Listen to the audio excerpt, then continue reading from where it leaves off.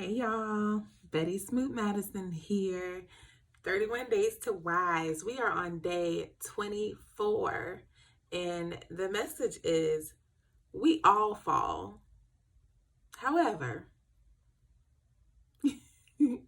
we all fall. All right. Proverbs 24:11 says, rescue those being led away to death, hold back those staggering towards slaughter. And verse 12 says, if you say, but we know nothing about this, we knew nothing about this, which is the equivalent of saying, that ain't none of my business. It says, does not he who weighs the heart perceive it? How does God interpret that? When we turn a blind eye to the things that we see clearly. We see the issues, we see the matters clearly, but we turn a blind eye to it because we don't want to get involved, because we don't want to be bothered. So we say, that ain't none of my business. And what it's saying here is that God measures that. God is not impressed with that ain't none of my business. We are here to be each other's, we're here to be each other's keepers. As people say all the time, I am my brother's keeper. I am my sister's keeper. I am my neighbor's keeper. Right? Our brothers, our sisters, our neighbors that's everyone. Everyone. We don't have to know them deeply. We don't have to know every part of their life. But if we see something, it's our responsibility to say something. If we see something that is not right, it's our responsibility. We carry a great responsibility to rescue those whose lives are off track, to rescue those who may be heading towards death, heading towards something that they can't come back from. We can't turn a blind eye to them, right? Because we all fall. We all fall. So it's with hopes that if you see me falling, that you will tell me, that you will intervene.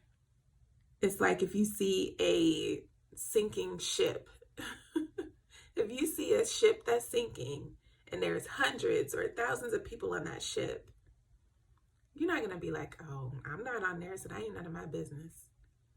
Right? That would sound a little crazy. It would sound very self-centered, like just because I'm not on there, that doesn't impact me. So I'm not going to get involved. That's none of my business. That means you're living in a very self-centered world. You're living in a world where it's just all about you. That's not what God intended. That's not what we're placed here to do. Right? If we see a sinking ship, we're going to at least try and call somebody. Right? We're going to try to do something. And what that something is may vary person by person, based on what your skills are, based on what your talents are, your gifts. So it may vary from person to person. There could be 5 people viewing the same situation, but each person will have a different responsibility based on what their gifts are. God will place on them, this is what you need to do in this situation. This is what you need to do. You call the police, or you call the, rescue. Here's your responsibility, right? So our responsibility may vary. We still have some responsibility in helping the situation. Okay. So the sinking ship is just kind of an extreme example, but in everyday life, things are happening all the time in everyday life that we see, that we are witnesses to.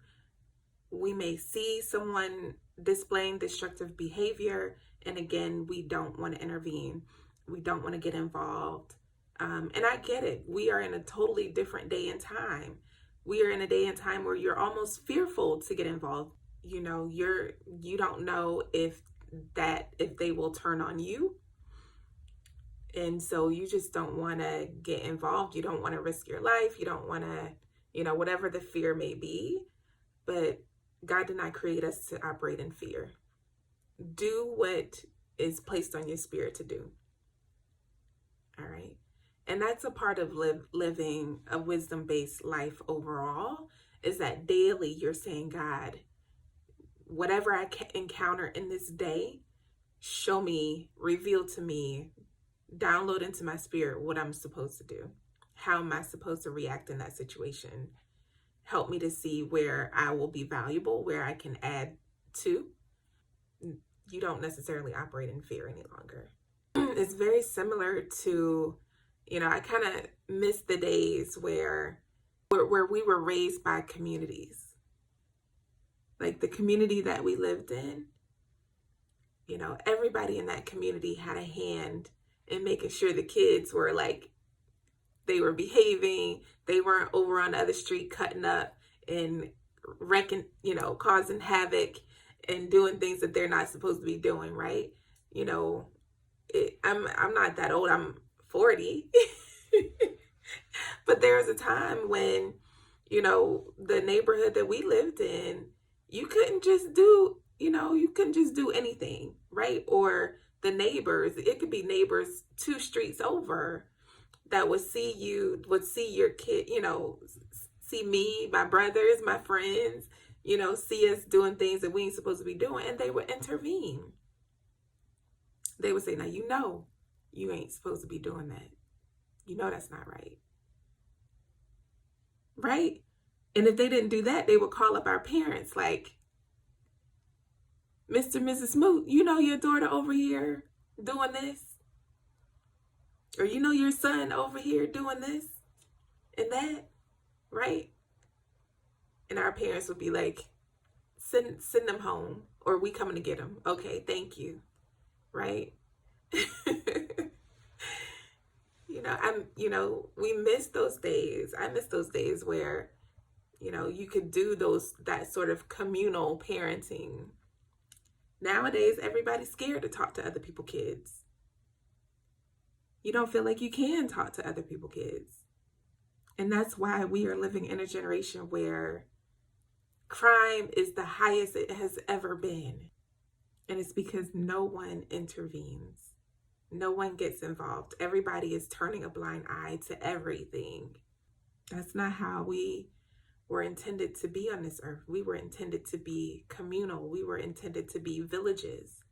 Verse 16 goes on to say, for though a righteous man falls 7 times, he rises again. But the wicked are brought down by calamity. For though a righteous man falls 7 times, he rises again. So we all fall, right? If the most righteous person falls 7 times, we all fall. We all fall. But the difference is that the righteous man rises again. So this verse tells us that we all run into trouble. We all will fail at things.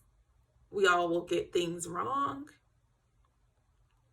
But the wise, righteous person that is God connected will rise again.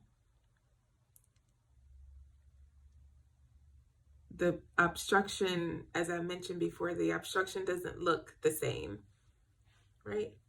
The fall doesn't look the same. It doesn't feel the same for the righteous person. It doesn't feel the same for the wise person, because they know that this is just a part of the course. They get back up. They don't stay there. They don't stay there. And it's with hopes that when we fall, we want someone to intervene for us, right? If you see me veering off course, I will hope that you would intervene and say, be careful. Give me some caution, right? You should want someone to intervene I want you to pray for me. If I'm at a low point and I'm tired, I'm weary, I'm stressed, and I can't pray for myself, I invite you to pray for me. I want you to be my keeper. And it's the hopes that we can all be each other's keepers, that we can all intervene and say, look, like, this is what I see with my vision. Here's what I see going on. And it's not going to end well if you continue on that path. So that's it. That's our message for today. We all fall. However, if we are all doing our jobs and we are all doing what we are purposed to do, and that's to be each other's keepers, we should be a part of the process of lifting each other back up, helping each other get back up. Whatever that looks like for each of us, because it's going to look totally different. As I stated before, your responsibility in each scenario may be very different from the next person's responsibility in the same exact scenario. So you got to seek God daily and be connected to him to know, what's my responsibility here? What am I intended to be doing here? So that's it, y'all. That's it. That's day 24 message. 31 days to wise, y'all. We'll see you back here tomorrow for day 25. Bye.